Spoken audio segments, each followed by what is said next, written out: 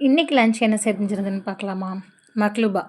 Palestine traditional food மக்லூபா எப்படி செய்றதுன்னு பார்க்கலாமா? இதுக்கு ஒரு மசாலா ரெடி பண்ணணும். இதுக்கு வந்துட்டு 15 ஏலக்காய், 15 கிராம்பு, 2 ஸ்டார் பூ, 2 பட்டை, 1 ஸ்பூன் ஜீரகம், 1 ஸ்பூன் மல்லி, 1 ஸ்பூன் மிளகு எல்லாத்தையும் ட்ரை ரோஸ்ட் பண்ணிவிட்டு, பவுட்ரு பண்ணிவிட்டு, வாஷ் பண்ணி வச்சுருக்கிற சிக்கனில் வந்துட்டு அந்த மசாலாவும் தேவையான அளவு உப்பையும் சேர்த்து மேரினேட் பண்ணி வச்சுக்கலாம். ஓவர் நைட் மேரினேட் பண்ணி வச்சுருந்தோன்னா இன்னும் டேஸ்ட்டாக இருக்கும். முடிஞ்சதுன்னா 1 மணி நேரமாவது மேரினேட் பண்ணி வச்சுக்கிறேங்க. இப்போ வந்துட்டு இதுக்கு தேவையான வெஜிடபிள்ஸ் என்னென்னு பார்க்கலாம்.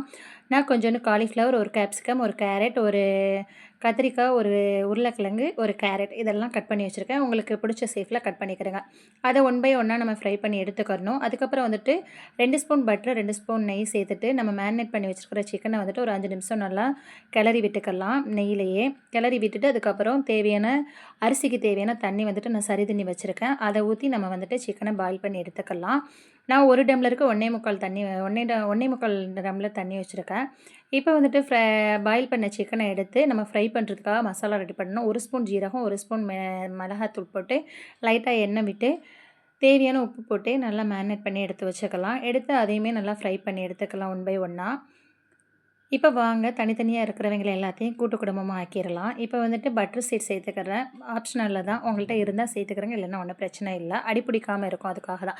இப்போ ஃப்ரை பண்ணி வச்சுருக்கிற வெஜிடபிள்ஸ் ஒன் பை ஒன்னாக சேர்த்துட்டு அதுக்கப்புறம் சிக்கன், அதுக்கப்புறம் வெஜிடபிள்ஸ், அதுக்கப்புறம் சிக்கன் சேர்த்துட்டு நான் 1/2 ஹவருக்கு வந்துட்டு பாஸ்மதி ரைஸ் ஊற வச்சு எடுத்து வச்சுருக்கேன். அதையுமே சேர்த்துக்கலாம். சேர்த்துட்டு இதுக்கு ரொம்ப முக்கியமானது என்னென்னா, இதுக்கு வந்துட்டு நம்ம வந்துட்டு சிக்கனை வந்துட்டு பாயில் பண்ணி வச்சுருந்தோம் இல்லையா, அந்த தண்ணியை ஊற்றிட்டு நம்ம வந்து மிக்ஸ் பண்ணவே கூடாது. அப்படியே வந்துட்டு 1 ஸ்பூன் ஜீரகம், 1 ஸ்பூன் மல்லி, 2 பட்டை எல்லாத்தையும் சேர்த்துட்டு தேவையான உப்புலாம் செக் பண்ணிவிட்டு லைட்டாக டேப் பண்ணிவிட்டு ஒரு 50 மினிட்ஸ் வந்துட்டு வேக வச்சுட்டு அதுக்கு அப்புறம் ஒரு 50 மினிட்ஸ் வந்துட்டு அலுமினிய கவர் போட்டு வேக வச்சு எடுத்துருங்க. கீழே வந்துட்டு லாஸ்ட்டாக வந்துட்டு தம் போட்டுக்கிறேங்க தோசைக்கல்லை வச்சு. அவ்வளோதான், மக்லூபா ரெடி ஆயிடுச்சு. செம்ம டேஸ்ட்டாக இருக்கும்.